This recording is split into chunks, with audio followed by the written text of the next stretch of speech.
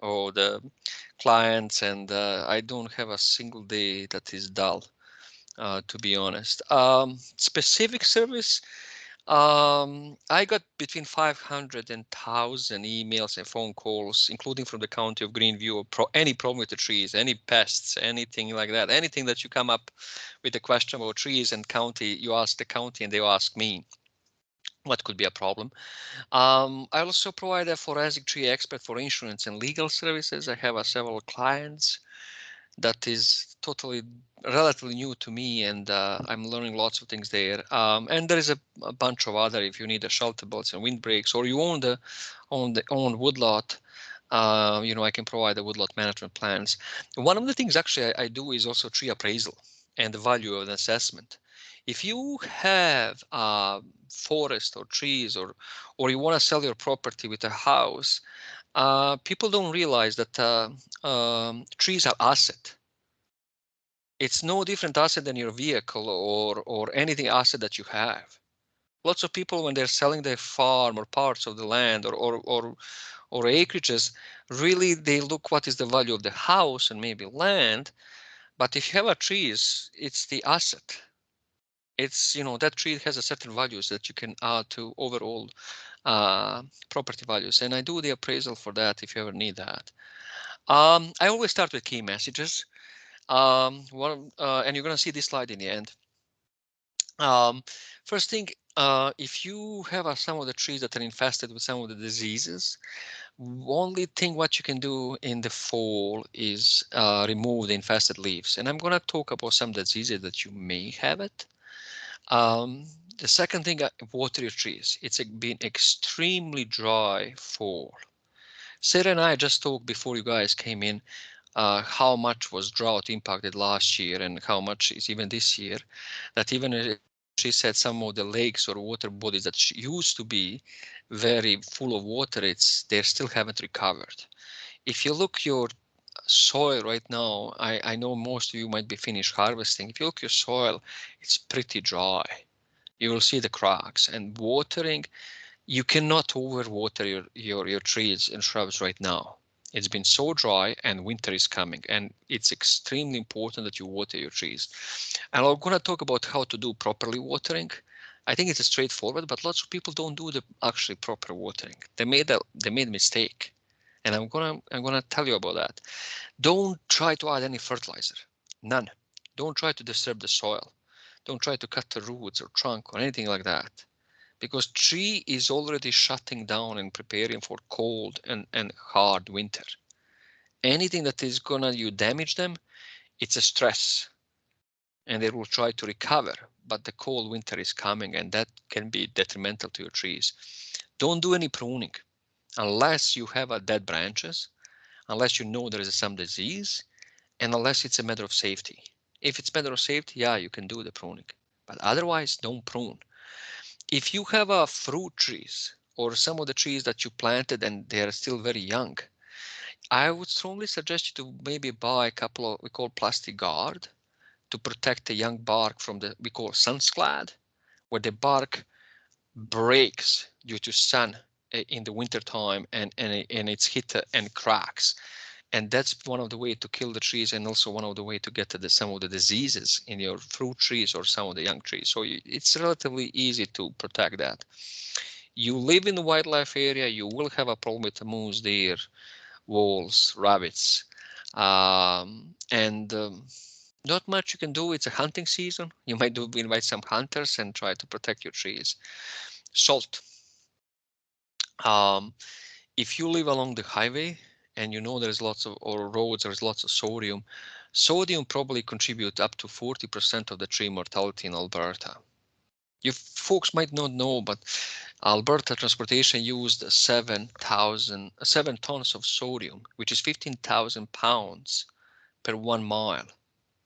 It's a huge amount of sodium, and that sodium goes into ditches, and the trees through the root system absorb the sodium through the water.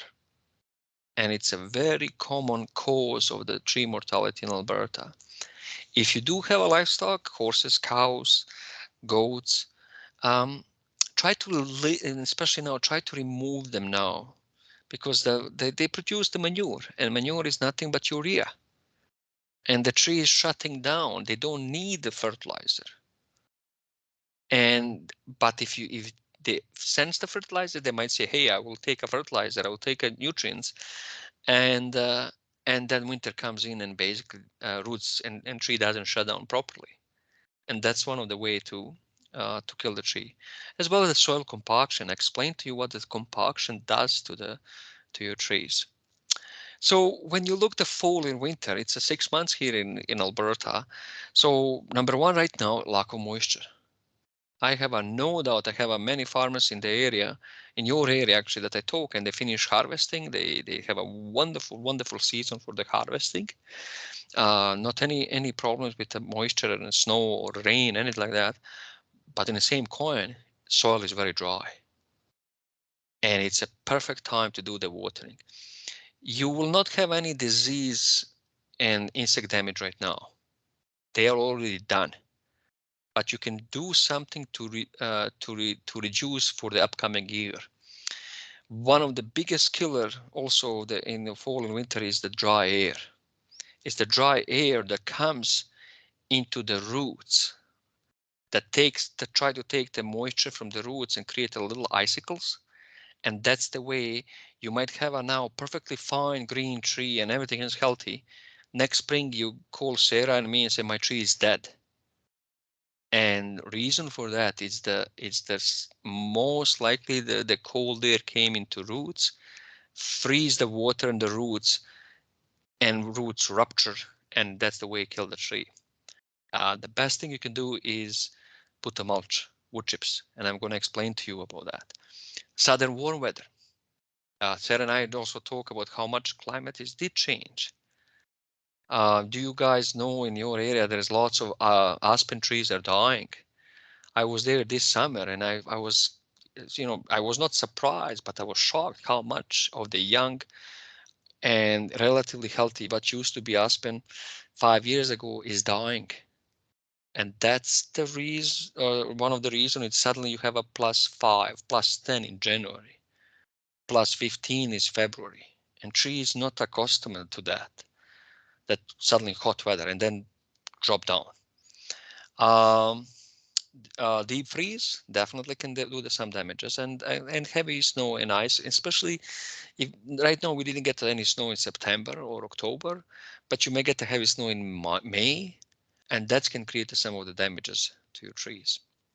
So I'm going to go to some of the insects and diseases, which all of this should be done. Most of it's gone. It shouldn't be, there, but again, you still might notice some of them. Spider mites shouldn't be there. But we have today Rocky Mountain House +25. And I just got email from Southern Alberta +27.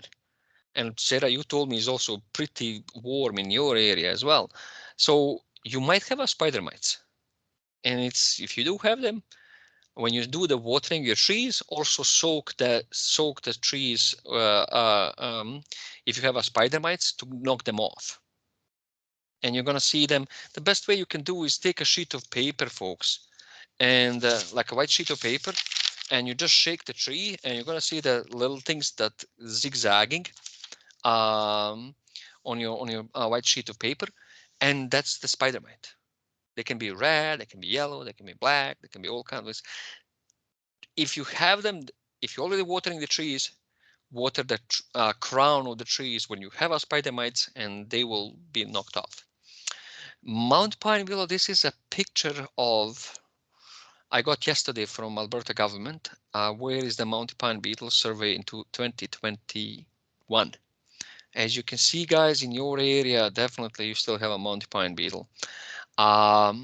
If you have a pine trees, the only thing you can do in the fall and winter, if you do have infested by the Mount Pine beetle, try to remove it. If it's not infested, you might buy, and I think, Sarah, I'm not sure that your county has it or not. We call the Verbenon pouches that people can put this. My company provide these pouches to the counties, and it's like a $10. If you have a pine trees, you might put this next year in June, July, and try to detract beetle to come into your trees. Efficiency, effectiveness of this pouch is probably 40, 50, 60, 70%. It's not a magic bullet, but at least give the chance to your pine trees to survive, because the mountain pine beetle is very deadly, and as you can notice. So if you have a pine, think about it. Needle cast, it's the disease. There is a three of them that goes after the pine and spruce. And if you see your spruce tree this year, growth is green and nice and everything else, and then you go further along the branch toward to the trunk, you're gonna see seeing the yellowing and browning. And if you look the close up, it's like a pepper that is on your needles, and it's a black one, right? Generally, this one doesn't kill the tree. It's really what it does to trees. Kind of tree became naked. You only have a growth like in this pine of this year. All the rest of the needles fall off. It can kill some branches, and it's very rarely kill a whole tree. Okay. The only thing you can do in the next spring, try to put some fertilizer and water and boost immunity for the tree, basically. If you have some dead branches, prune them, take them away during the winter time. This one is more, and you have in your county Cytospora canker. It's more deadlier. When they come and kill on the spruce trees, whole branch, whole thing is dead. And then also on the aspen, and I know in the Sulphur Gate and other parts of your county, you have many aspen tree that with this yellowish color, it's also Cytospora canker. And this house it looked like on some of the fruit trees. It's definitely one of the deadliest one. If you have on the spruce, prune them. If you have something like this on aspen, eventually it's going to kill the trees. And on the orchard trees, it usually cracks the bark, and it's kind of gamosis. The other disease also comes in. Again, give them a little bit more fertilizer and water in the springtime, and that might save your trees. On the spruce, take them out during the winter time. Take the dead branches during the winter time. Leaf spot, it's kind of this blackish color that usually should have been somewhere in probably end of the August, if you notice that. And you see it all over your leaves, and they're falling earlier, and you have orange color branch. It's the only thing you can do with this one is rake them now and burn them and remove them. If you keep it, they will come back, and they will be source for the new infestation next year, and definitely can kill the tree. It's very common in especially hybrid poplars and some of the aspen, Swedish aspen. So it can take your trees out. Bronze leaf disease, you may have this one in northern Alberta. I know in central Alberta and southern Alberta is present, and usually starts with, this is a Swedish aspen. They are notoriously bad in Swedish aspen. They start kind of bronze color of the leaves with the green nerves of the leaves that use green, and they start from the bottom. If you see them, we have a lab. If you really want to test, take the sample, give to Sarah. Sarah can send to the provincial lab, and the lab can test and reaffirm for all of those diseases and insects. And it's a free of charge. It's a government-run lab. And the biggest message here, don't plant the monocultures.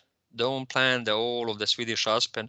The bronze leaf came in and wiped out all of those Swedish aspen on the bottom. And the person has to start from scratch. So don't plant the monocultures, or don't plant only one species. Plant as many as possible. And again, don't chip it if you have in the trees, and don't keep the leaves. Burn them. So it's very, very deadly. So I'm not sure you might have in the Peace River region yet. I haven't so far get any samples from there. Our other rust, usually hybrid poplar, if you look their leaves, it usually you look probably in July and August. and you would see the yellow, like a powdery. And if you see the leaves, they're very kind of like also sticky, but very powdery. Don't inhale. It's a rust. It's very actually detrimental for your health. So if you see them and you know this is a row of hybrid poplar in Stettler, town of Stettler, actually it's a cemetery in Stettler, and it was infested, and in the long run definitely can kill the such a mature balsam poplar tree. This was a hybrid poplar tree. So again, avoid the monocultures. Plant as many as possible species.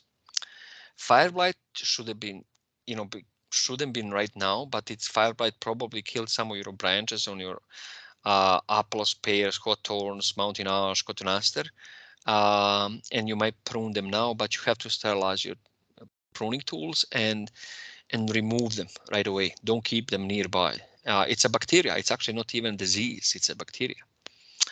Let me see something. Is this better, Sarah? Yeah. Okay. So in the fall, what to look for? Of course, you're gonna see the browning of this, but if you go maybe a month ago, and you start seeing the trees like this, they became skinnier. The many leaves are coming at the center of the leaves. That the edge of the trees are very very few of the leaves, and the center of the leaves is like this. If you see the curling of the leaves and the edge like a scorch or browning, all of that is a drought. And drought is really not just the temperature wise that is plus 30 and everything is burning, which definitely affect your trees and shrubs. The most dangerous one is the soil drought. How much is soil dry? And that's with a long lasting impact. If drought start affecting the roots, your tree will suffer immensely. Above ground, definitely they will suffer, but still, if you have a good roots and supply with the moisture and nutrients, they will be able to fight. Okay. What are the symptoms? From cupping, curling, scorch, leaf scorch on many aspen, on many elm, on Manitoba maple, and it's really you're gonna see. You're gonna see on the margin of the leaves, they're like a little burn and they're brownish.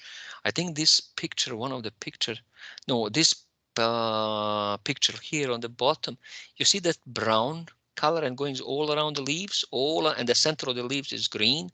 That's a again same thing here. That's a signs of the drought. All around the margin of the leaves, that's where you know that your tree is infested by the drought. Um, what are the long terms of the drought? And you guys know in your Peace River region that probably 4 million acres of the natural aspen forest is affected by the drought and climate change. Mostly that's a trigger. So how they work? Drought stress the trees, okay? And then you get the insects. 3 or 4 years ago, you have outbreaks of the forest ant caterpillar, another one that defoliate your aspen. And then you got the wood borers. You have a poplar borers. You have a whole range of things that's going after. Then you get the cankers. Then you have a root rot. All of that is results of the drought. They stress so much trees that all other ones come after. And eventually that's what creates mortality. That's what create for you guys. Um, Again, many of your aspen is dying. It's this combination. Plus, what also contribute to your mortality of your aspen is that warm temperature that you get in January or March. And suddenly trees think, okay, I should wake up, and they don't. And that stress provide a lot. So it's a combination of the warmth in the winter and drought during the summer. That's what kills lots of your aspen in the Peace River region. So how the drought in the soil affect, and that's what lots of people made me forget about, is the what you see above ground is I call sugar factory. What you see below the ground is water and mineral factory, and they exchange. They flow just under the bark. Soil water under the bark flow all of the corners of the trees, and the sugar under the bark on the side provide the sugar to the roots. And when you cut this branch, roots is going to suffer. When you damage the roots, above ground is going to suffer. And that's how the tree and function of the tree function. So when you do have when you have unhealthy soil with too much drought, or not enough nutrients or everything else, you're going to have above ground skinny, not enough, not big, not growing fast. And vice versa, when you have a healthy one, you're going to have a above ground healthy as well. And it's this soil moisture and deficiency of the moisture in the soil that creates lots of problems, not just for the trees, but also for your crop. People always think that the roots of the trees are going deep. No, roots of the trees is like a flat, like a pancake. On the 6 or 7 inch of the topsoil, that's where most of the roots are. The roots close to the trees, they're keeping the tree straight and not collapsing. So it's very important to understand how the system works. So every time when you have a drought, think about the roots. And when they start being affected by the drought or cold air, above ground is going to have a horrendous time. Okay, so I always said to people, roots of the trees are like an engine in a vehicle. If you maintain that engine very well, you're going to have a good vehicle. Soil moisture in the tree roots. Lots of people plant a caliper tree this fall, which is normal practice. They buy from the various sources. And what happened?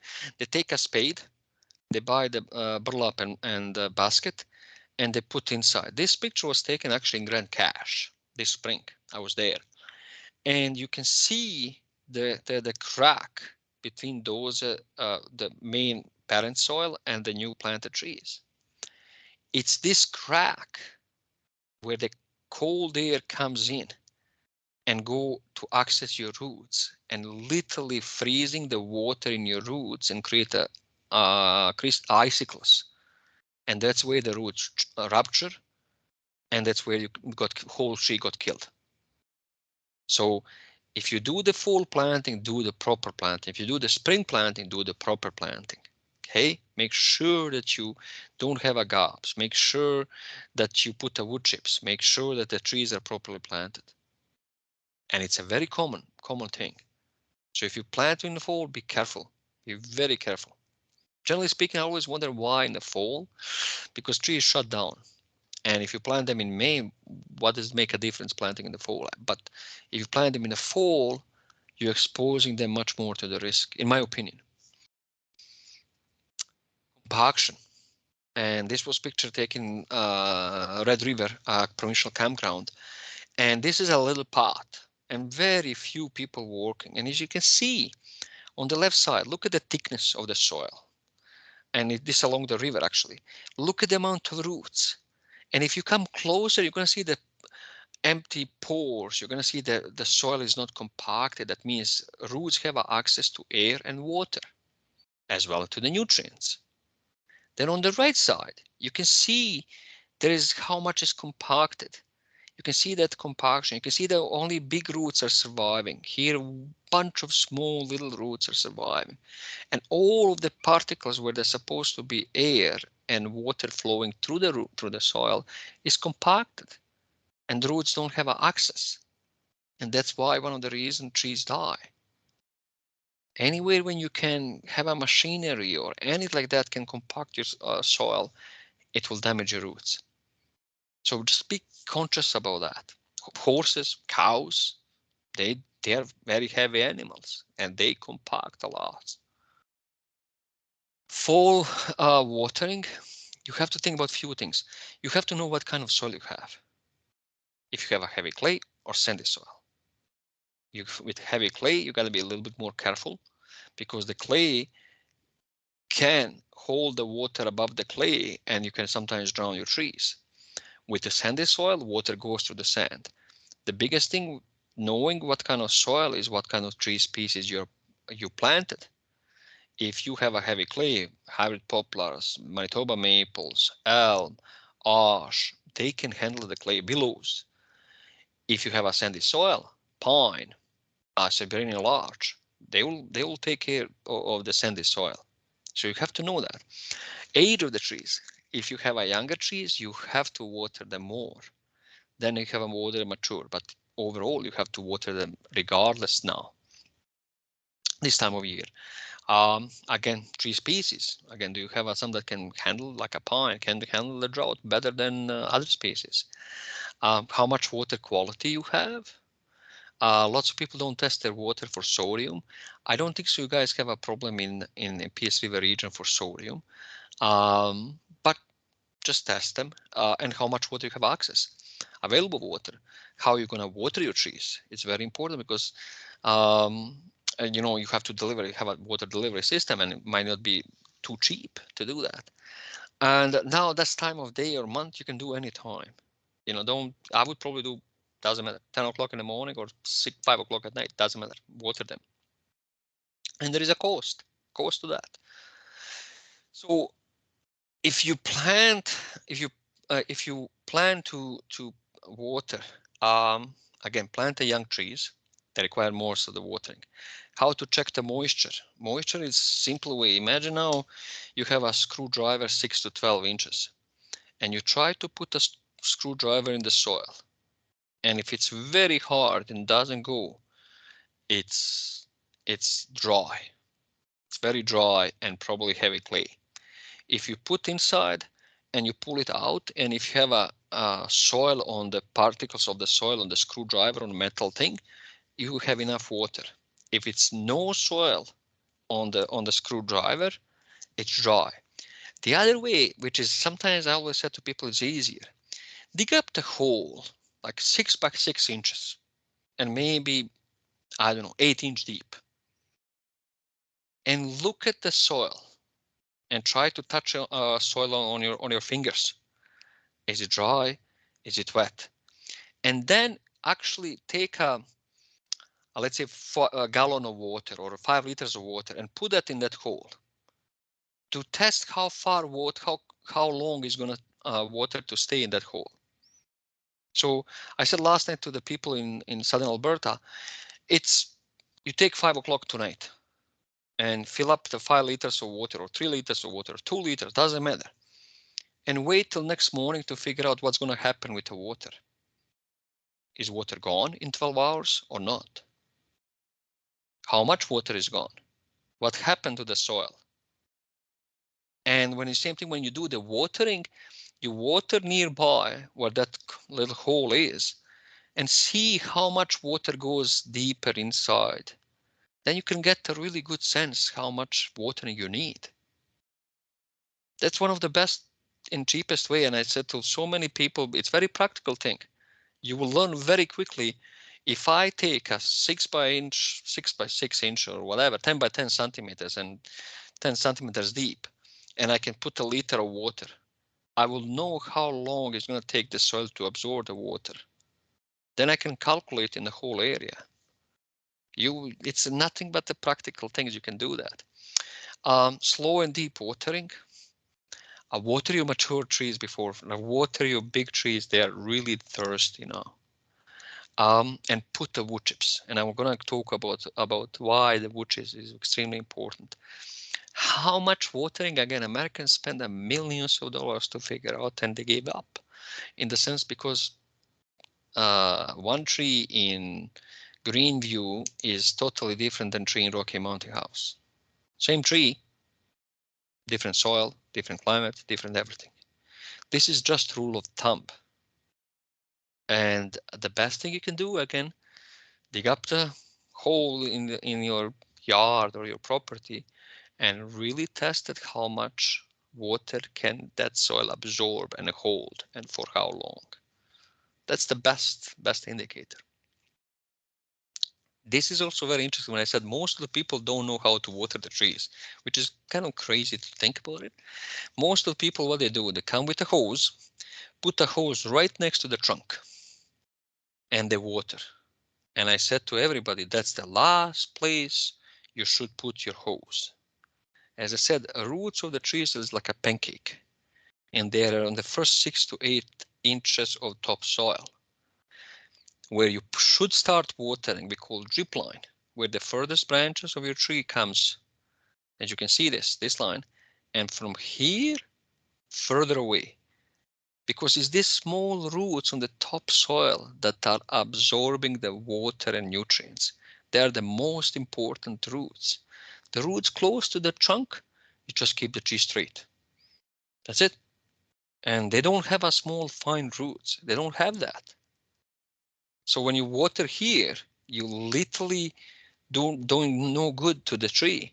When you water here, that's where those are working roots that provide all of the functions to your trees.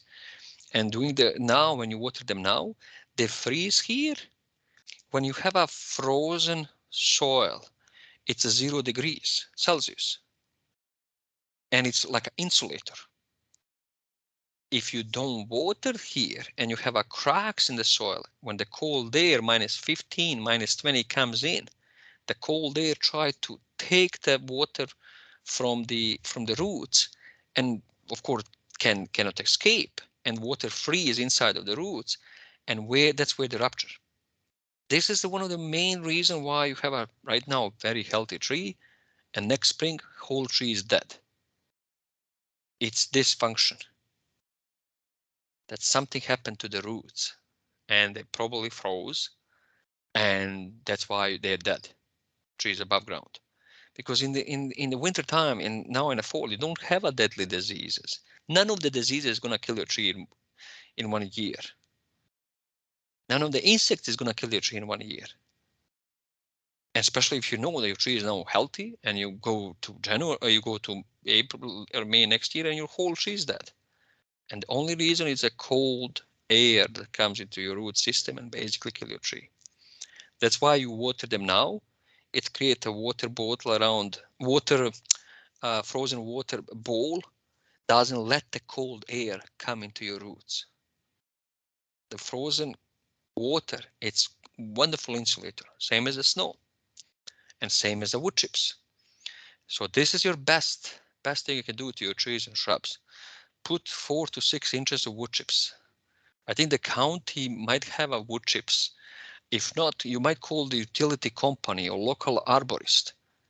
They will be gladly give you wood chips for free, because they have to dispose the wood chips in the local landfill and cost them a tipping fee. And you just call the fortress or whoever, hey guys, do you have a truckload of, oh yeah, they will dump all of that.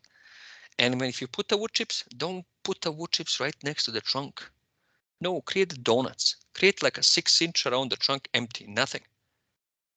Because you don't want to contact between the wet wood chips and your bark.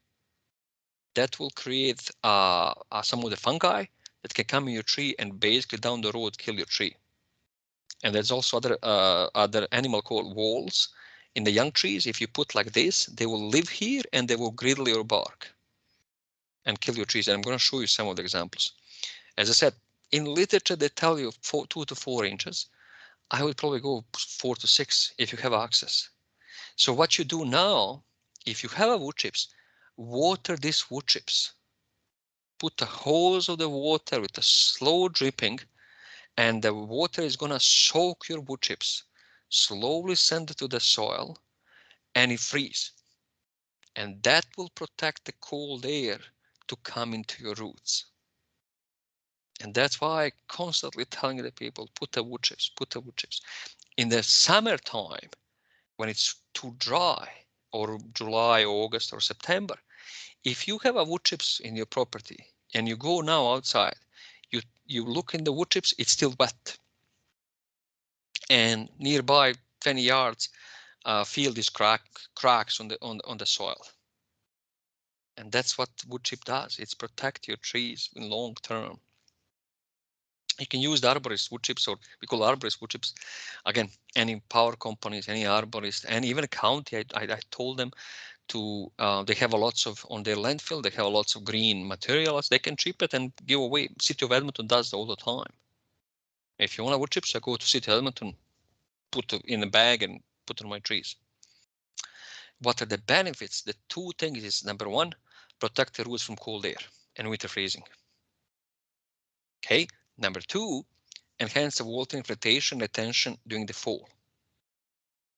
It's keep the moisture. I always tell the people that moisture roots are like an engine. Don't mess up with that. If you mess up, entire tree or shrubs is going to suffer. And they do provide the nutrients as well. So really, that's one of the best thing you can do now in the fall if you can put the wood chips.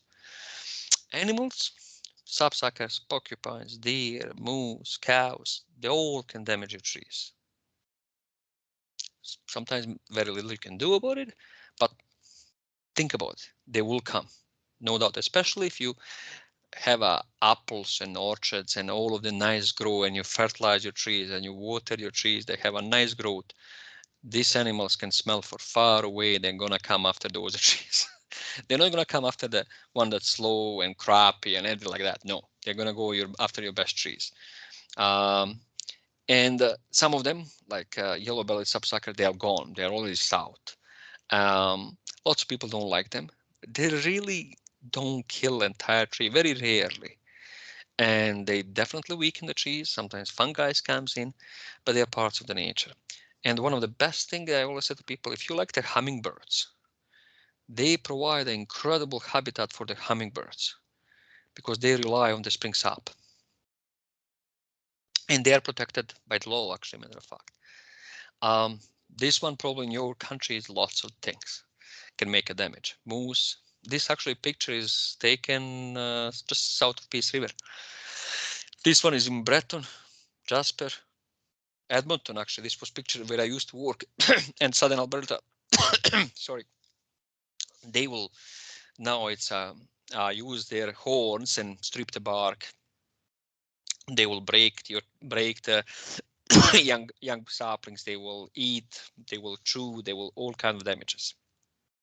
It's a hunting season, and if you have a dogs, that might help. But be prepared for that. Porcupine is the other one. You have them. What I noticed in the last 3 years, I getting porcupine damages on willow, Manitoba maple, ash, and all of them in central Alberta. Usually porcupine goes after the tamarack, pine, spruce. But lately I'm getting all of the damages happening in hardwoods. And a friend of mine who said to me, I have a solution for that, and it's he used the Winchester gun and to shoot them. I don't support that, but I understand his frustration of killing lots of trees on his property as well. So it's a part of the nature. So and again, some people put a metal guard around the tree that porcupine cannot climb it if you have a few trees. Voles, it's a little rodent, and it's not a mice. And what they do, my friend put lots of wood chips around the shrubs, so they hide and they live in the warm and nice shrub wood chips, and then they go and griddle the small bark of the shrubs. And you also, if you have, for example, young spruce or young trees that you planted, they will come and griddle, and they can kill. Because what they do here, they have a perfect protection from the snow owl or owl that go after them, because owl cannot go on the shrub, they cannot hit them, and it's a nice warm insulated habitat, and the food is nearby. That's why you have some of the problems removing the wood chips further away, that they have to go in the cold air and try to griddle that, and they don't like that. Okay. Winter burn or sunburn. Sarah and the county staff send me lots of that. Usually that's in April and May. And what's happening when the sun goes in right now, well, not right now, probably in January, February, and March on southeast side, and heat up the small needles and branches, heat up, and they start thawing. Water start flowing, and then night comes in, drop, or cold wind comes in and suck up all of the moisture, and suddenly the tree got brown. And this cedar was not far away from my neighbor, from my house, and it was 100% brown. and he wanted to cut them. I said no. I come up in close inspection, and if you look very closely in the twigs of the conifers, you can see the small little buds. And if you touch them, and break them off, if they crumble, they're dead. If they're sticky and green, they will flush out. So this was actually taken in St. Albert. And if you look closer, all of this actually is even further. 2 weeks later, when I came in, was totally brown. But I touched the buds, and the new flush come out. And new growth comes out. I've seen the tree like this 100% brown in winter time. And I lost a bet against one farmer. He said to me, Toso, I'm not going to cut. I said, it's brown, it's over, done. No, I'm going to give a fertilizer and water. And he did. I came 2 years later, the tree was totally green. And I learned my lesson. So what you do, if you got the winter burn, put a fertilizer and water, check out closely and the various twigs if the buds are alive or dead. If they crumble, they're dead. If they crumble, they're dead. If they're green and sticky, they're alive. Wait. And then in May, put lots of fertilizer and water, and they will flush out. If your tree by end of the June or July still doesn't give this green, then it's over. Then it's done. And most of the time, again, it's related also to the soil. Because what happened when this died, it's unlikely that the entire tree, because you have a north parts of the tree that is not affected by the sun, but they're also brown. That means the cold air went to your roots and basically knocked your roots and kill your roots, and that's why the whole tree is brown. So it's very common. Winter dieback, it's very similar on the hardwoods. If you have a small tree that's growing like crazy and they have a lots of big shoots and everything else, then the cold air comes in and just knock them off. I have in my yard silver maple, and it's not supposed to be growing in Edmonton, but it's growing so well, but grows well, and then winter settle in and they knock them off, and then I prune again and the new growth. So it's still a live tree, and it's still actually a good looking tree. Salt, as I mentioned, is very common killer. So if you have a roads that is dust that is happening, control the dust. That's a sodium. Winter along the highway, it's a sodium. So how the sodium works. So sodium works, for example, in this case, they put a lot of sodium, and wet particle of the sodium end up on the trees and burn them. And most of the time trees is going to recover. But the most dangerous part is when the sodium end up in the soil. And whereas the tree takes sodium through the water and store them inside of trees, and eventually within a 3 or 4, depending how much sodium, the tree dies. And doesn't matter, at one point, doesn't matter how much you are, the water, tree basically shut down. Roots of the tree, salt on the roots, shut down roots not absorbing the water, and basically whole tree died. So just be careful with the salt. This is a winter sunscald. Remember, I told you if you have a fruit trees or young ash, maple, linden, birch, cherries, the trees with a very fine and not thick bark, and including the apples and all kind of orchards.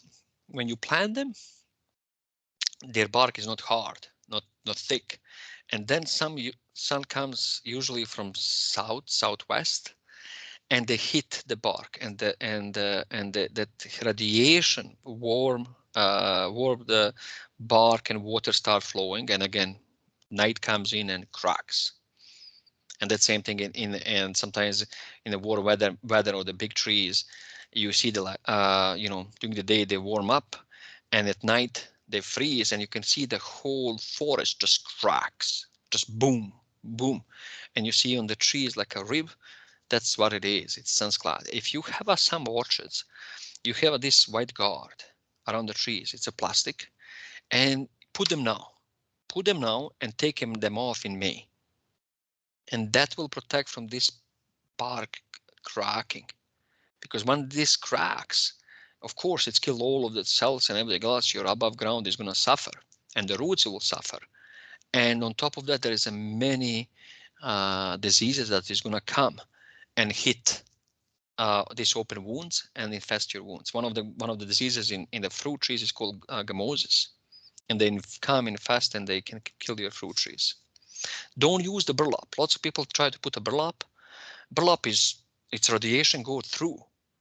Really doesn't do any good. When radiation of sun hit the plastic, doesn't go through. That's why I said, I'm not afraid of plastic, but this is one of the best way to protect your trees from the sunscald. As I said, don't prune in the fall unless you have a dead and broken branches. Otherwise, don't touch it. And if you have a fire hazard in your shelter belts in wintertime, that you have lots of dead branches, that fire can come and pick it up and go into the fire, yeah, absolutely do that in wintertime. That's not a big deal. Dead branch, go for it. But any other pruning, don't do the pruning in the fall. If you do some of the dead big branches, do the 3-way cut. You do the undercut. You take the second cut to take the weight off. And this is what is the most important, this swelling. Look at this swelling. Look at this swelling here. We call branch collar. You do not damage that. That's the swelling is the same as we cut our skin and the scab comes in and close the wounds. That's branch collar swelling. It's basically close these wounds that was made by the cut. Okay, so don't damage that. If you follow for the twigs, again, if you cut too high, rot is gonna come in. If you cut too low, this little new branch is not have anywhere room to sit on, basically. Always cut a little bit under the angle that the water can fall off. If you cut flat, it will stay and then rot might come in. Don't do any fertilizing right now. And don't do any lawn mowing and root cutting and weed whacking and any damage to the roots. Just don't do any time, but right now in the fall, don't do this, especially not in the fall. So I hope tonight, folks, that you get some sense. If you have an infestation of some of the diseases I mentioned tonight, rake the leaves and remove them. Water, water, water. Slow watering. I hope you get a sense how to do the proper watering and where to put your hoses and whatever you water. On top of that, I would strongly suggest you put the wood chips and then water. Okay? Don't prune, don't fertilize, don't do the soil disturbance. If you plant the caliper tree, really plant them properly. Okay, and the county has a fact sheets on the tree planting and everything else. We can send it. They can send it to you. Be prepared in the onslaught of the wildlife, and you think use the best methodology to control that. Use the plastic guard to protect your young tree from the bark breaking off. If you know that you have a sodium, you might consider planting species and shrubs that can handle the sodium better than other. Don't plant a spruce along the highways. That's notoriously, spruce is notoriously susceptible to the sodium. And that's one of the major causes of the death of the spruce is actually sodium. If you have a livestock, try to remove them right now. For maybe next until the soil frozen, then once the soil freezes, you can bring them back.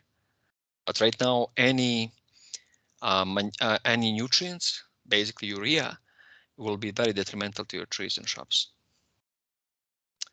This is a friend of mine from North Dakota sent me a picture, and we were talking about shelter belts and the snow management, how to prepare trees for winter. And he said to me, Toso, here is the best way to prepare the trees for winter. This is my contact. If you do have any questions on the trees, contact Sarah or county office. They have all this lots of knowledge, but if they don't know, they will always contact me. Your county gratefully pay for my service on an annual basis, and therefore any question on the trees that you have or you don't know, and having the webinars or fact sheets the county has is available to you. And I hope you as a ratepayer use these services. if you have any questions to the trees. So thank you. And Sarah, now I'm going to leave to you. If you guys have any questions, feel free to ask, either unmute or ask. I don't know, Sarah, how you want to do it. Yeah, so thank you, Toso, so much for that presentation.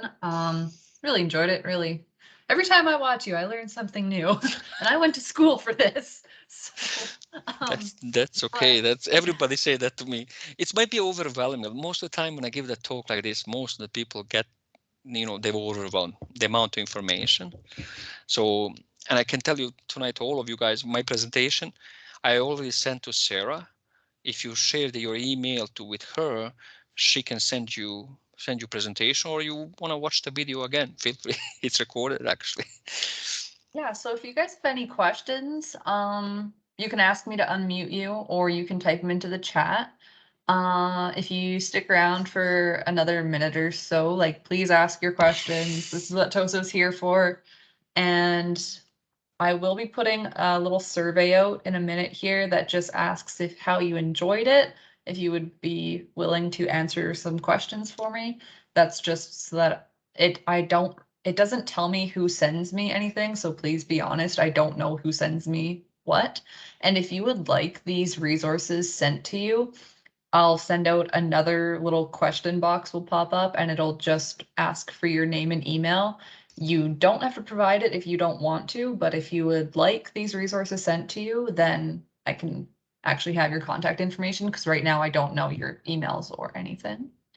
So does anybody have any questions? I'll give you a second to type it out if you need it. Or unmute them. Sarah, you can unmute them. Maybe that's an easier way that people can jump in. If you can. Yeah, if people, it's easy for you, unmute and I am unmuting you guys, so you can just, I can't hear you unless you unmute yourself. So this is just, you can unmute yourself now if anybody has any questions. No? Okay. Well, I'll put out this survey, so maybe you guys can take a minute to do the survey and think. So a couple questions are just going to pop up on your screen. You don't have to answer any of them either, by the way. And like I said before, I'm going to stop my recording now, but this will be posted to the MD's website later on. So you guys can rewatch it if you think you missed anything.